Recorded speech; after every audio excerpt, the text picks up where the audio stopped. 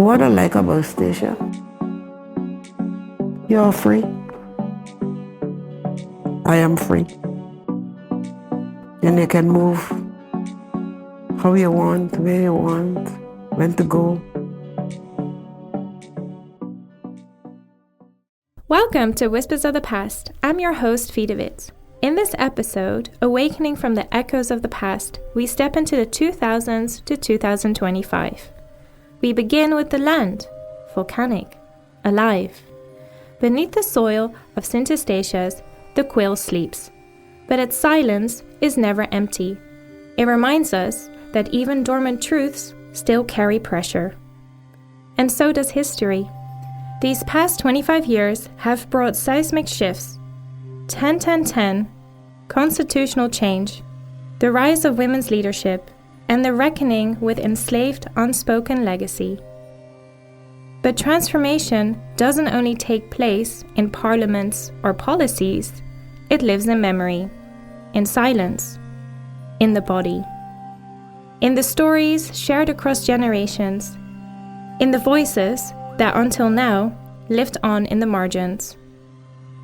In this episode, we walk with those voices, from governors and grandmothers to historians and heritage experts. We follow the thread of gender and governance. And we ask, what happens when the past speaks and we finally listen? Before we talk about the people, the politics, or the power shifts, we first look to the land. Stacia's, known for its quiet rhythms and deep-rooted resilience, stands atop a sleeping giant. Beneath the fertile hills and winding roads of this tiny Dutch Caribbean island lies the Quill, a dormant volcano whose very presence reminds us that transformation is always shimmering below the surface. As we step into the 21st century, the story of modern-day Stacia begins not only with laws and leaders, but with the earth itself. The landscape, both literal and symbolic, continues to shift. We begin with archaeologist Dr. Stelton, who explains to us the Quill and what's to come. Yeah. So the Quill is dormant. So the Quill is what's called a stratovolcano. The Quill's last eruption was about 1600 years ago. And it's not a matter of if, but when it will erupt again. Because the process, that one tectonic plate sliding under the other, is a continuing process that is ongoing to this day, right? So as we speak, pressure is building up underneath our little island and underneath St. Kitts and underneath Saba and underneath Montserrat, etc., etc. And at some point, the volcano will erupt again. It's just a matter of when. We don't know. It could be 10 years from now, it could be 100, or it could be 500 or 1,000. There's no way of knowing. Even though the volcano will erupt again, that does not necessarily mean, of course, that the island will be destroyed or something like that, right? It could be that there is a pyroclastic flow of hot ash and gas that goes the other way. And even if there is an explosion that involves lava or molten rock, that doesn't necessarily mean that it will engulf the whole island. Just as pressure beneath the surface builds quietly until something must give, so too did the political and social changes of early 2000s Stacia begin to gather force. In 2010, known across the Dutch Caribbean as 10-10-10, Stacia's officially became a special municipality of the Netherlands. This was not a decision made lightly, nor a path chosen freely, but in the face of uncertainty, local voices, especially those of women, rose with clarity and conviction. It is here we turn to Mrs. Soutekouw, a long-term resident and one of the founders of the Center of Archaeology and Research, who reflects on the transformation of governance, the evolving role of women in politics, and what it meant for Stacia to step into a new identity, one shaped by both resistance and reinvention. Well, of course, Stacia continued to grow in the early 2010, we became part of Holland. 10-10-10 will always be a date that we work from backward and forward. Good things came about. I think that our education system and our medical system, to a certain extent, mainly the educational system, have improved greatly. Women were very much involved in that period of time in the transition and the transfer over to our current form of government. A lot of women politicians during that period started their own parties. Nora Snake, for one, Ingrid Whitfield, other people who have been really prominent in the political landscape of Stacia came to the forefront in those periods of time. We have to have nothing but pride and respect for the way the women on the island, that we can proceed on. Of course, our Alida Francis as Governor Francis, has made a huge difference in that. This is a time when I think the women's role was more appreciated and more seen. We have really wonderful young female politicians coming up now that we should be very proud of. In the early 2000s, this was, I think, one of the biggest things that happened is that suddenly the women in politics in Stacia was really well recognized. And the landscape on the island has changed tremendously. It has become a lot more expensive to live here. It has become a time when there is a lot of political differences on the island. I don't want to be critical, but I think that the whole transfer could have been done differently. And I think that there were a lot of mistakes made by the Dutch and during that period of time. But I also think that people need to realize that this was not Statia's choice. We chose to stay part of the Netherlands Antilles. That choice was not realistic if the other islands weren't willing to do that. But the people of Stacia spoke very strongly that what they wanted for themselves was something different than what eventually happened.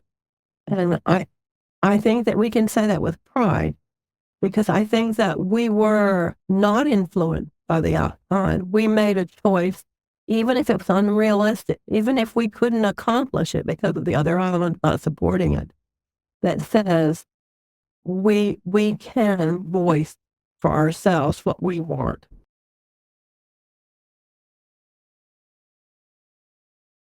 As the dust settled after 10-10-10, the true architects of Statia's new era began to emerge, not only in government chambers, but in classrooms, community spaces, and across kitchen tables, where women shaped the spirit of governance long before it was ever written in law.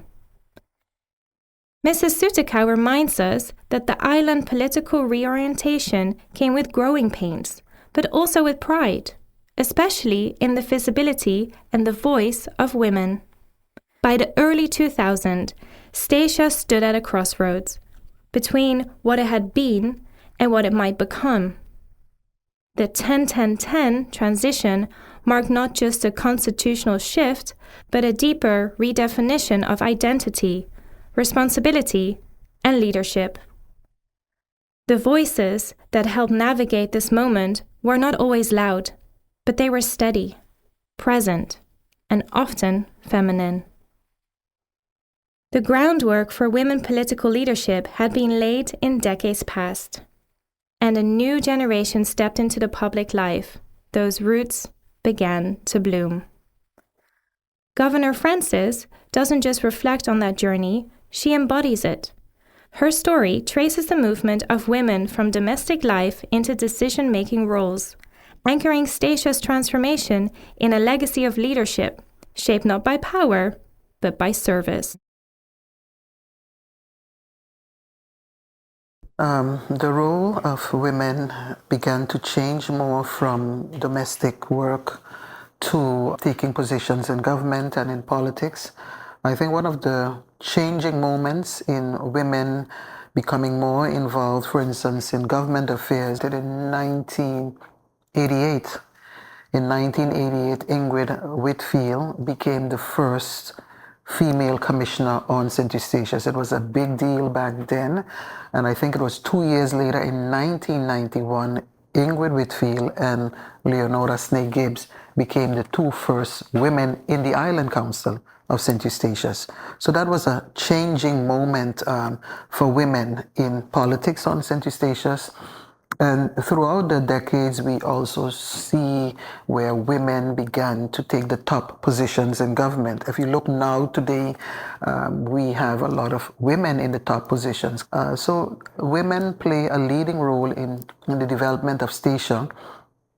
While we see now with the last elections that we had in April 2022, I believe it was, for the first time in the history, all three political parties were headed by women.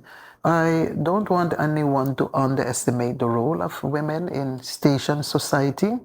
It's just that women lead differently, and the majority of the station women that I know, they lead from a position of service and not from a position of power.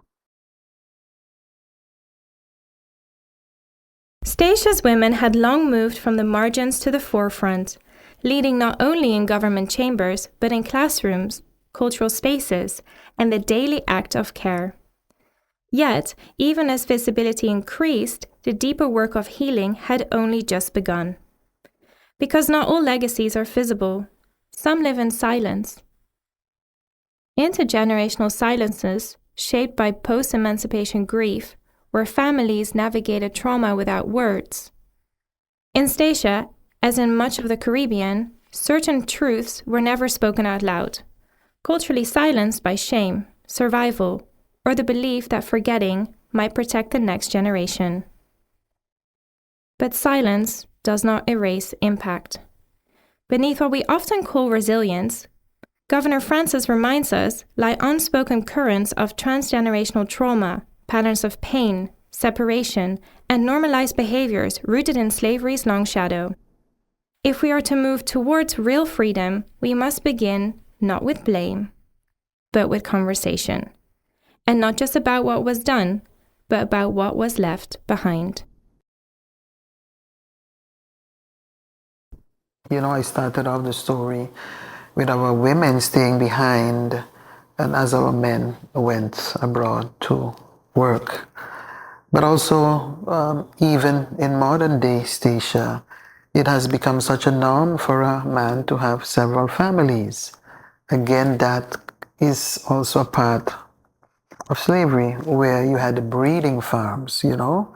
The men were forced to, especially if he looked strong and good, beautiful teeth, was forced to be a breeder, a good breeder, and had to breed new slaves, because after a while it became too costly to transport humans from Africa to the Caribbean and other parts of the world. So if you had really good looking slaves and who were strong, that was promoted. And so those are also some of the cultural aspects, the trauma that has been normalized. Yeah, And the behavior has been normalized. So we still see it today. It causes a lot of pain. We have become accepting to it, but I can tell you it is rough for children growing up, sometimes not having the same name as their mother, not having the same name as their father, or they not having the same name as their father. We talk a lot about the station resilience, and it's good to be resilient, but in the resiliency, it's good also to have the conversations, because you can be strong, appear to be strong, but there can be so many underlying unspoken stories and truths. So you don't want to have a resilience of appearance, or appearing that you're resilient, when underneath there are all these currents that are still there. The pain, the anger, I'm hoping that in the years to come, as I said to you, there are many stations, all types of stations, and there are those among us who really want to have that deep conversation that can make us really feel truly liberated, truly free from the past. Will it ever happen? I don't know, but at least we must start a conversation.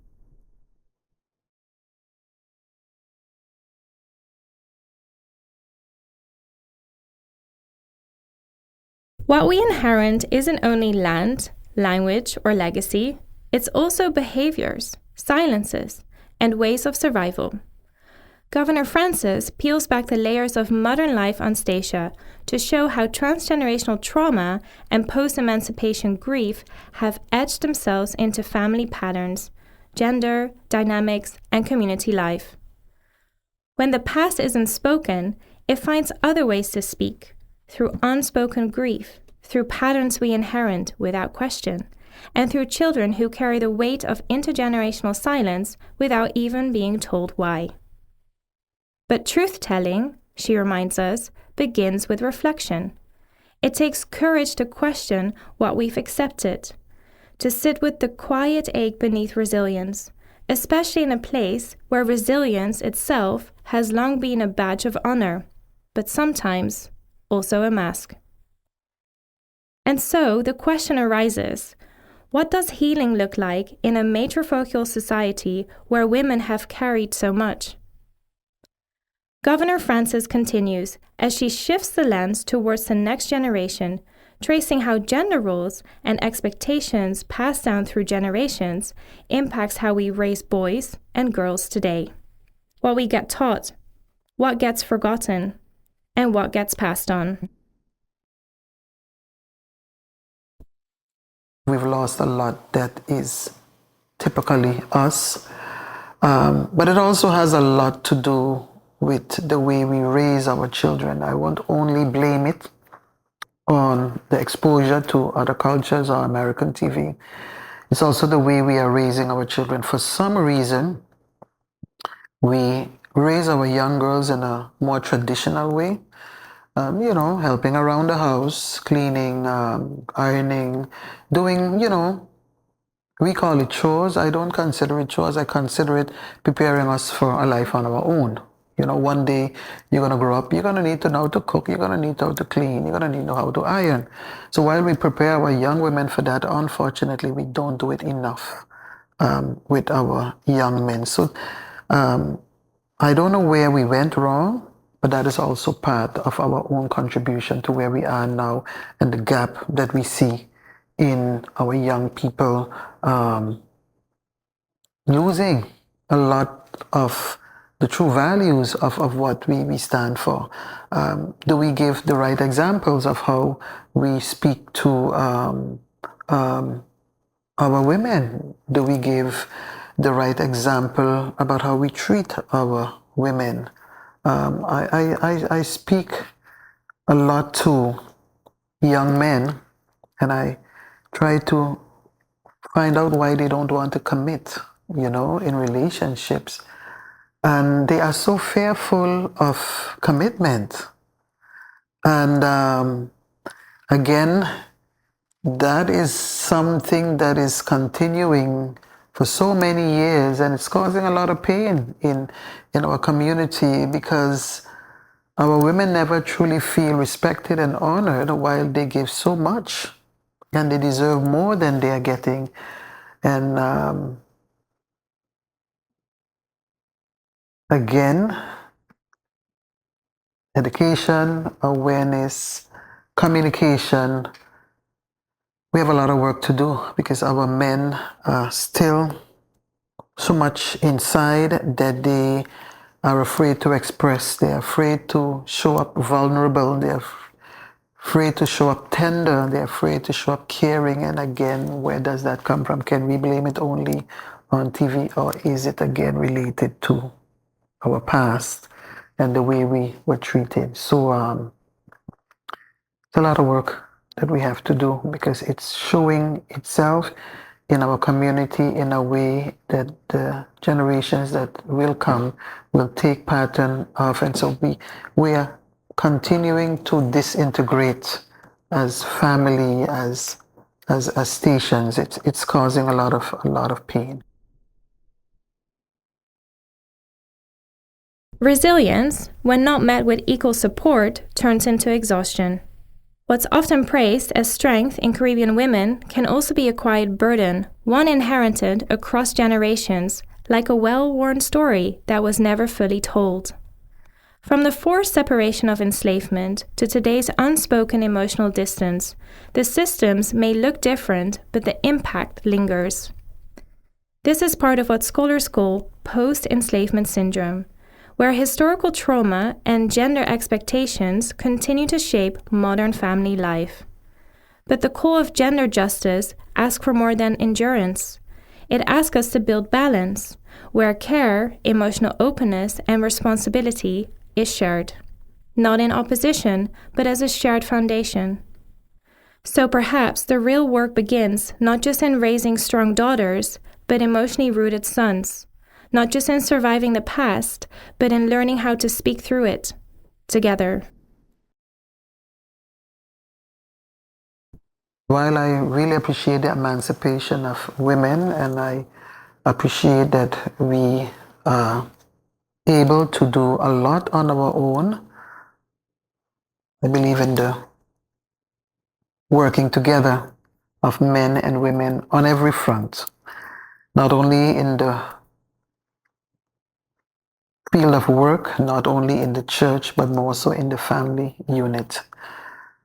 And it is absolutely necessary that we pause as station men and women. And I want to say, we'll still revert back to your question, that to our young station women, our station women in general, we have achieved a lot in terms of education. We've achieved a lot in business, because throughout this island you see our young women and women doing well in business. But I want them to take a more bold stand when it comes to their relationships. You know, stop taking a back seat. Stop accepting mediocrity. Stop accepting the fact that he does not want to have the wrong conversation, that he does not want to commit. We have to force the conversation. We have to find out what is happening on the deeper side of our men. How can we get them to work together with us so that we can build a stronger Stacia family? So I don't want to continue to see a Stacia where our women have to be so resilient, but resilience in almost to a point of loneliness. You know, we deserve so much better. And if it takes us to push the lever, then let us do that. Let us challenge our men. Let us nurture them. Let us drive the conversation. Let us help them to open up. Let us help them to be vulnerable. Let us help them to have a different perspective. It will take time, but let us make a really concerted effort.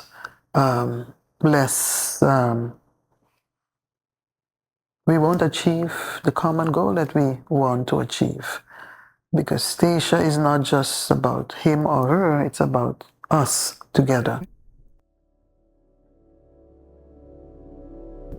Across generations, a quiet truth reveals itself. Resilience that is not shared becomes erosion.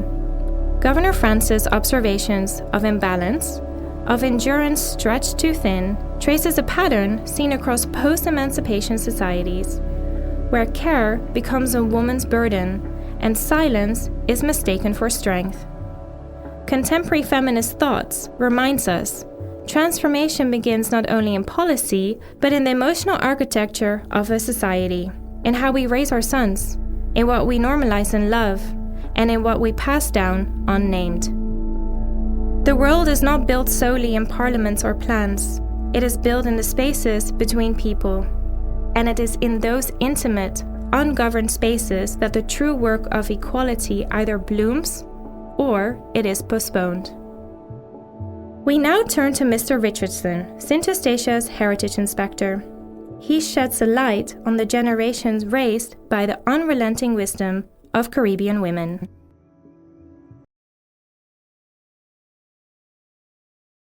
We all have mothers and sisters and nieces and friends and children. I would say to every Caribbean woman, do not give up, firstly, on yourself. Women are the creators. Women create also men. And it's the strong willingness of good parenting of mothers in the Caribbean on station, no matter where you are, that oftentimes create the type of men that we will eventually become in the future. At the end of the day, after years of torment and the history that we have of the people, we respect you and we see you, but we also hope that self-respect also comes back, from a lot of women in the region. And, I just want, especially the younger generation that are coming, to not forget, where we came from and what we fought for. And that at the end of the day, the structure as we know it, society as we know it, actually have a lot to thank for to all those independent, strong-willed women that really played a role in our society. And at the end of the day, always stand up for yourself and never feel the need to diminish your shine or to dump yourself down for anyone. Because, we have been through this together for more than 400 years, and we would not have gotten anywhere or any further without the motherly figure of women in society. And everyone should really know this part of the history. When gratitude meets remembrance, something powerful takes root. A recognition not just of women who shaped us, but of the histories that shaped them. Mr. Richardson reminds us that strength is not forged in isolation. It is passed down, held in hands that raised families, built communities, and bore witness to generations of struggle and love. But memory needs more than reverence.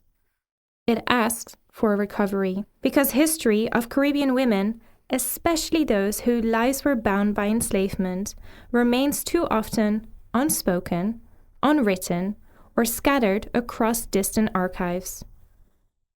To honor the women history forgot, we must research the silences they left behind.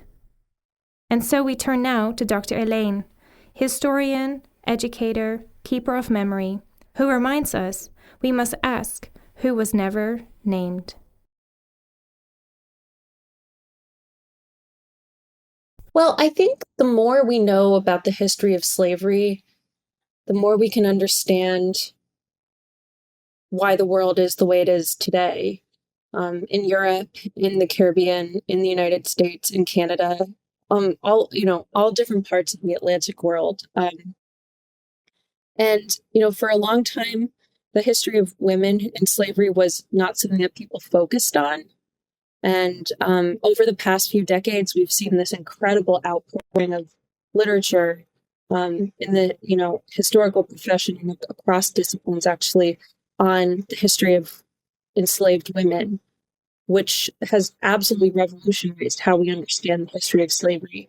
But it's really important to keep doing the research. And that's why, I always say, if someone has the linguistic abilities, do the research for the Dutch Caribbean or the Danish too, because that's something that we just really need to learn more about. And I think it would be amazing to see more people pursue that research. The archives hold many names, but too few of them belong to women. Dr. Allain reminds us to study history is not only to uncover facts, but to widen the lens through which we see the world. And for the Caribbean, that lens must be stretched across waters and centuries, into silences, into absences, and into the lives of women left unnamed. But research is only the beginning. Recovery must be lived, must be spoken out loud. And here on St. Eustatius, the weight of unspoken histories is finally beginning to lift. It is here that Governor Francis takes us forward into the delicate terrain where apology meets accountability and memory begins the work of mending what was broken. Having conversations about slavery past, I believe, has always been a very difficult conversation for Statians, but I believe most people of African heritage living in this part of the world.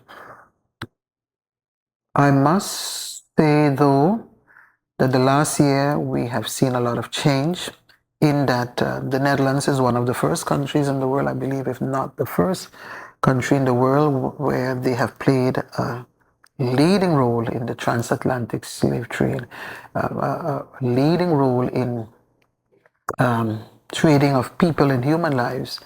That first, I believe it was on July 19, 2022, that Prime Minister Mark Rutte offered apology for the Dutch's role in slavery past, followed by, I think it was December, King Willem-Alexander also offered an apology. I see a lot of possibilities coming out of this because it forces us now as Statians and especially descendants of slaves to finally start having the conversation that is very difficult to have. So I'm thankful for that opportunity. I've had the opportunity in my former position as government commissioner to speak on both occasions as a response to the apology from the Dutch government and then the head of state, the king. And on both occasions, I said, we must make room for every voice. It means that we can see that in Stacia, we're very passionate people. We speak a lot about freedoms and liberation. We speak a lot about resilience. But in that whole construct, we know that on Stacia, we have different voices. And even in the story surrounding slavery, we will see that we are a voice that wants to look at how can we move forward. But there's going to be the voice that also say, hey, don't move too fast. We want to talk about it. And there's the voice that still needs to be discovered. And I believe we must make room for every voice to be heard. And in having these conversations, we must display the highest level of respect for the different opinions that will come out of the conversations that are to follow. I eagerly look forward to exploring the African part of my ancestry more. It would be indeed good to know where it all started. So I'm looking forward to that part in the conversation.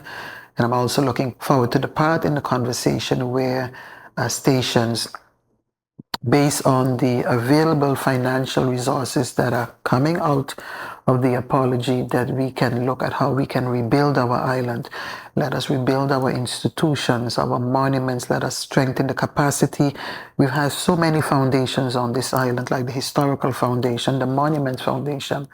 And I must salute all those men and women who, for the past 50 years, have volunteered their time, never gaining a penny, keeping these organizations afloat without having the necessary resources, oftentimes not even the knowledge or the experience, but just diligently for decades preserving our culture, our heritage for a time like now that resources are available. So I'm looking forward to the time where we can do the things that are necessary to ensure that we rebuild our institutions, our monuments, looking forward to where more of our culture and heritage is taught in our schools on the island. So I look at it in a positive way, that we can achieve a lot together.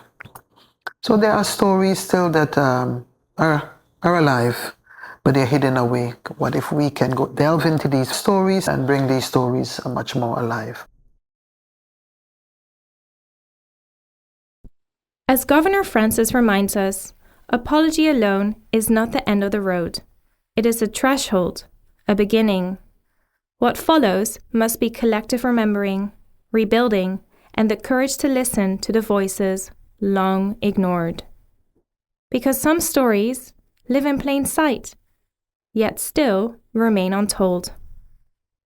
Dr. Anishanslin, a historian and professor, now brings us to that threshold, that even when the archives fall silent, the responsibility to uncover the lives of women and the enslaved must not. Women historically in the Caribbean and the broader Atlantic world in this time period, enslaved people, they're not as well represented in the traditional documentary archives, as we've discussed, as white men. But that doesn't mean that, we shouldn't tell their stories. And I think, in fact, it makes it more imperative now that we recognize the need to tell their stories, that those of us who are excited by uncovering those hidden histories really make it our mission to do so. When we search for the silences in history, we begin to hear the echoes in the present. Dr. Anishanslin reminds us that uncovering the lives of those left out of the archives is not a luxury, it's a duty. And when those stories rise, they don't just change our past, they shift our sense of place, of self. Archaeologist Dr. Morsink, who has lived and worked on Stacias, now speaks to that deep connection between memory and land, and how the soil beneath our feet can carry the rhythms of a forgotten story. Yeah, without your past, you're nothing. That's where your culture comes from. That's where your upbringing comes from. That's how you relate to people and to the places where you live. Even when you walk around and you recognize places, I'm sure if you go to another island, you feel the vibe that is different. But that means also that you're picking up those roots and those social structures that you taken for granted. And when you're like, whoa, this is different, that means that you have already internalized where you grew up and what you think was like a normal life. So you should really take that in and then use that to reflect back onto yourself and your past and where you come from.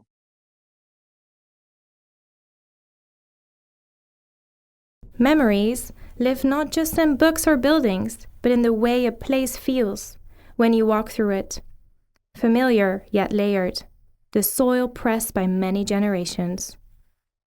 Dr. Morsink reminds us that the belonging is often felt before it's understood, that the land shapes us as much as we shape it.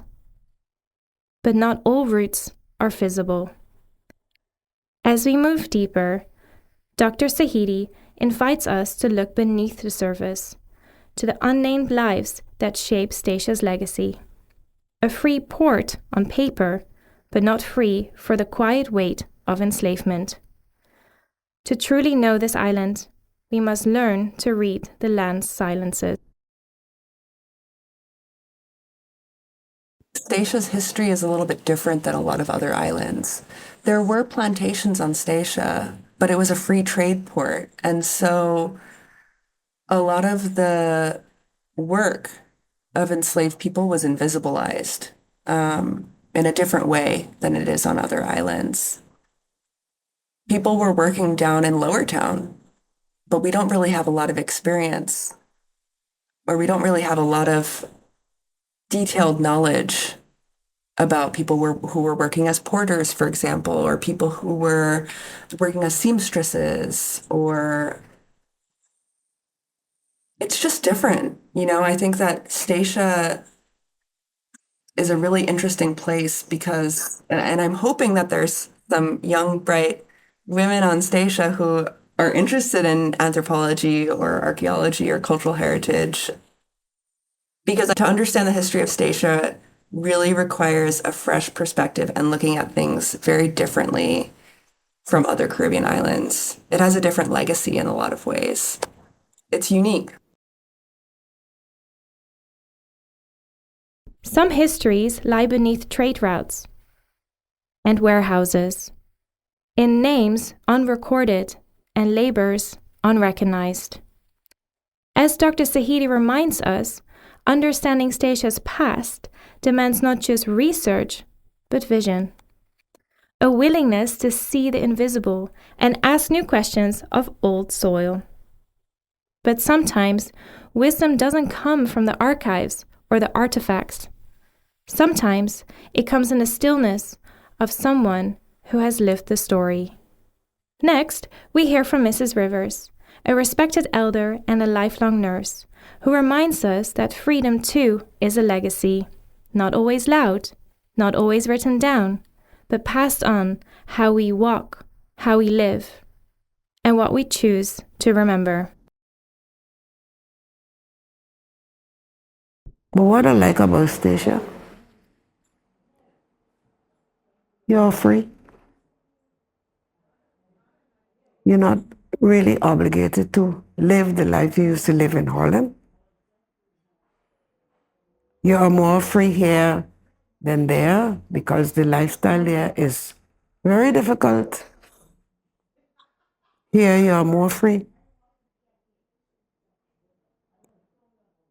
So, what I like about it, I am free. And you can move how you want, where you want, when to go. I love Stacia because I born here. I think it's important for the younger ones as they grow up to know about it. I think that's important. So, they can tell their children, grandchildren, how it was in those years. But my parents didn't speak much about it.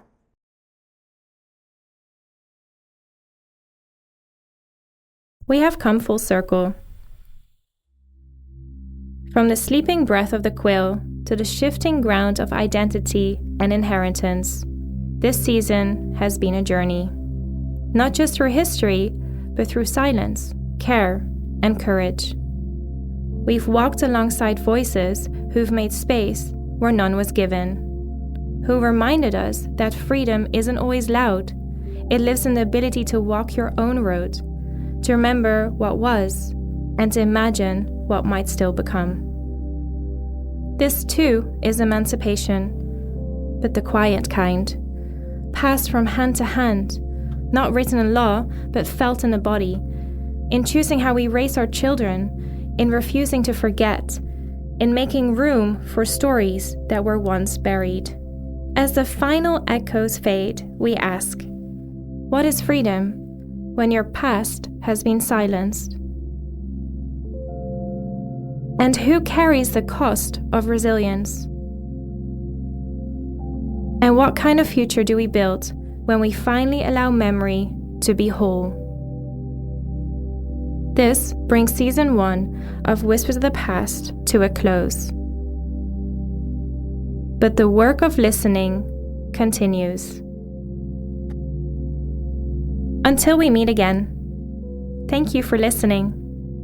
May the whispers of the past guide you into deeper waters where memory meets truth, and healing can begin in the stillness beyond the shores. Next, in our special behind the scene episode, we share the unheard moments, the segments that didn't make the final cut, and the journey of creating Season 1 of Whispers of the Past, from spontaneous reflections to production surprises. This is where the making of memory becomes part of the whispers.